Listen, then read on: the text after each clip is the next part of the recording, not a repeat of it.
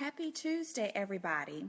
I am Dr. Stephanie, a board certified critical care physician who works with physicians who are frustrated with their careers, at a crossroads in their careers, or are just burned out. Through my books, webinars, and private coaching sessions, I help physicians discover alternative careers and jobs in medicine so that they can practice medicine on their own terms.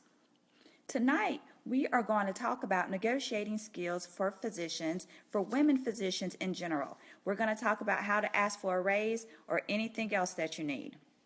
And the reason why I thought this would be a good time to talk about this is because recently a study was released that showed that women physicians are slightly better at taking care of elderly patients than male physicians are, and we still get paid less than male physicians do. And then, of course, there's always the Medscape article that comes out every year that shows the physician salaries, and that always kind of gets physicians a little upset, especially if they're making less than the average salary for physicians. So we're going to talk today about negotiating skills specifically for women physicians, because studies have shown that women physicians make about $20,000 less than male physicians. There is a salary gap between male and female physicians. Black physicians make less than white physicians. So, of course, you put race and sex together, you have black female physicians like me who may be making less money than my counterparts. So, we're going to talk tonight about 4 things that you can do to make sure you're getting paid what you are worth. The first step is to find out what other physicians are making.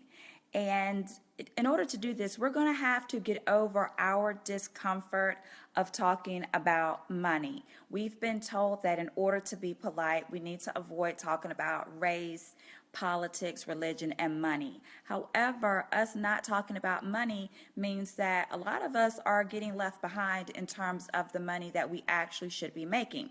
So we need to start asking our colleagues how much money they make.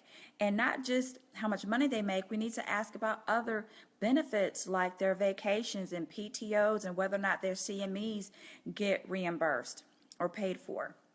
We need to ask both the people we work with and then both physicians who work in other parts of the country.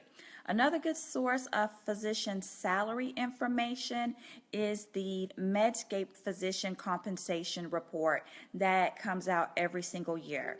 And then also you can look at the MGMA Physician Compensation and Production Report, which is good for academic physicians because this report now has a section on academic practice compensation and productivity. The other way that you can find out what other doctors are making is to simply talk to recruiters. I am a locums doctor, so I talk to recruiters every single day.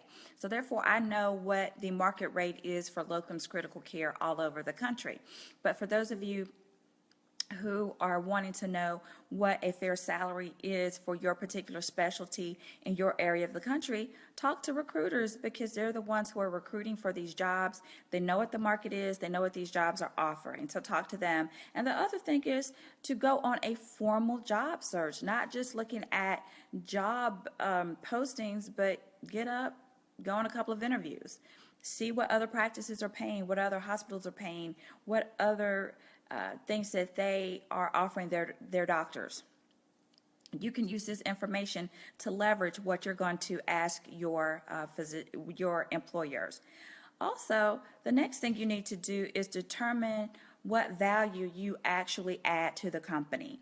How much money do you generate for your company? How productive are you? How many RVUs do you generate? RVUs stand for Relative Value Unit. This is how Medicare and Medicaid and other insurances, the private insurances, this is what they look at to determine how productive physicians are. Hospitals use these numbers, healthcare organizations use these numbers. So you need to figure out how many RVUs you generate, and you need to figure out what the dollar value is for each of those RVUs that you generate so that you can have this information when you go talk to your employer and ask for more money. And the third thing is you need to figure out what you actually want. Do you want more money? Do you want better benefits? Do you want more paid time off? Do you want more maternity leave? Do you want paid maternity leave? Do you want 1 day off every week? Do you want 1 day off set aside for administrative work? Do you want more control over your schedule? Whatever it is that you want, you need to figure out what it is you want so that you can be clear about it and you can ask for it. And then the other thing is that you need to consider the alternatives. Just because they tell you no today does not mean they're going to tell you no tomorrow. You need to, if you get a no, you need to ask what you can do to make that no into a yes. You also need to see about if you can get the other terms that you want. And then also maybe even be willing to walk away if you don't get the terms that you want. But always remember this, people. Always negotiate from a position. These jobs need you more than you need them. And remember, you can have anything in life you want. You just have to figure out what it is you actually want. Thank you for joining me. I'm Dr. Stephanie. If you would like for me to speak to you privately about my private coaching, career coaching for physicians, please message me on Facebook or email me at Freeman, FREEMAN, SE1 @gmail.com. Thanks for joining and goodbye.